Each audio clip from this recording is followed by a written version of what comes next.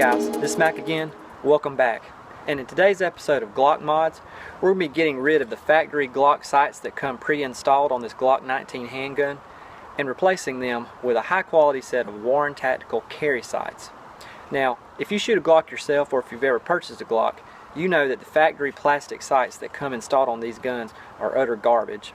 So most people, the first thing they do are get rid of these things and replace them with a high quality set of either carry or competition sights.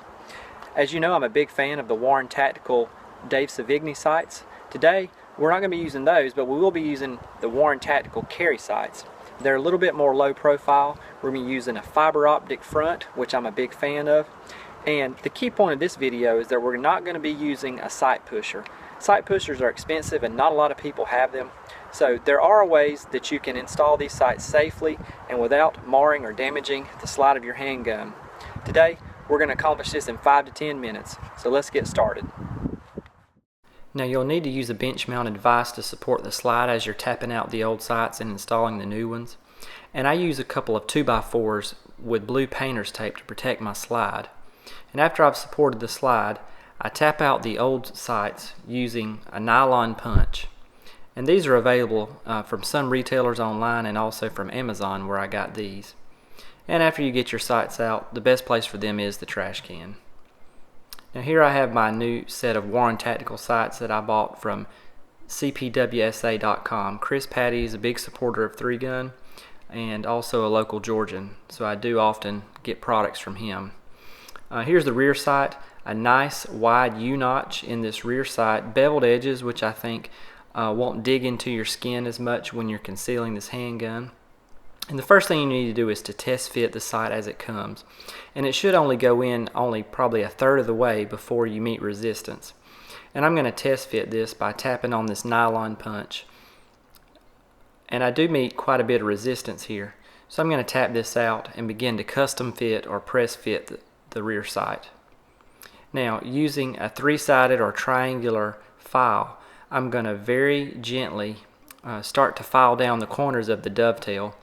And you're taking off just not even millimeters of material here, just barely exposing the steel underneath and taking just a slight amount of the finish off. And you want to file in one direction to keep things smooth, and only take off just a small amount of material and then test fit the sight again until you're sure that you've taken enough material off. Now what I've done here is I've test fitted this several times, and now I know that the next time I install the sight it's going to go all the way. So I use just a little bit of WD-40 to make things a little bit slippery, and then I'm going to go ahead and tap in this sight to my desired location. And I usually leave my sights drifted just slightly to the left. This is where I shoot the best. And just using firm but not too hard taps from this hammer, I've now got my rear sight exactly where I'd like it to be.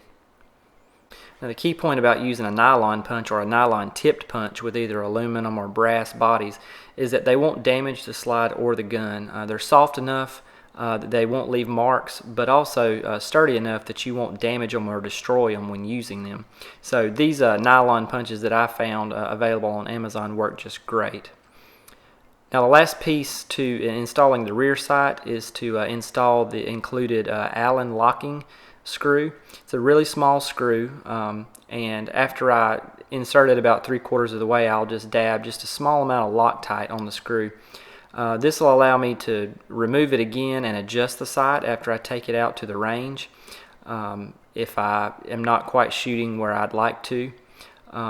But also it's sturdy enough that if this is my final location, that I don't need to go back and adjust anything or add more Loctite later.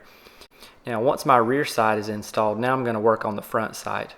As you can see, the front sight that came from the factory is gone, and I'm going to be installing a fiber optic front sight here. So the first step will be to insert the small hex silver screw that you see here into the bottom part of the slide, and then the actual serrated slanted front sight from the top. I found after doing this several times that it's a lot easier to insert the screw into the slide first and then slowly turn the sight just a couple of times to get the screw started. Then you'll just slip the front sight right down into the slot, and I can finish turning the screw with either a Glock tool or my little Frankenstein Glock tool that I've made here out of a socket. This is a 3/16 inch socket. It's the same size as a Glock tool, and all I did was take a socket and shave it down with a grinder so that it fits, and it works really great, and I saved a little bit of money in the process. Now with the front sight completely installed, I just need to custom fit the fiber optic filament. And if you haven't seen it already, I do have a full video which demonstrates all the steps in how to install one of these sights. But I'm using red. Red is my favorite color of fiber optic. And you just insert the filament into the front sight, and using a lighter, you hold the heat very close to the fiber optic without touching it, just to beat it up. And then once you have the front part of the sight finished, then you can trim the back side, and I use just a pocket knife to trim the back side, and I leave about 2 to 3 millimeters of filament sticking out the very front of the sight. And then once again use the lighter and the heat to just sort of snug up the bead, and this makes for a very clean install, and it's very highly visible, incredibly bright. And this is just another reason why that I prefer red, because the red really catches my eye and makes target acquisition really fast. Now it's a pretty windy day here that I'm doing this, and I am outside, so it may appear that the flame is touching the fiber optic, but it's not. And because of the wind, I did have to go inside the garage to actually finish this.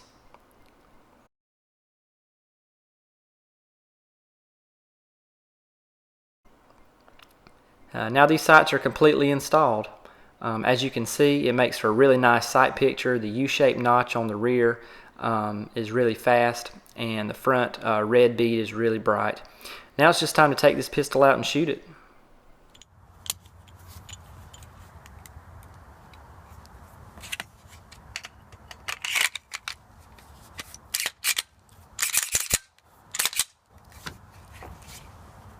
Thanks again for joining me for this episode of Glock Mods. These are the Warren Tactical carry sights for Glock handguns, and this is the Glock 19 Generation 3 in flat dark earth. As you can see, if you have the right tools and you take your time, even without a sight pusher, you can install almost any set of sights on a Glock handgun in less than 10 minutes. Thanks again for joining me, and we'll see you next time.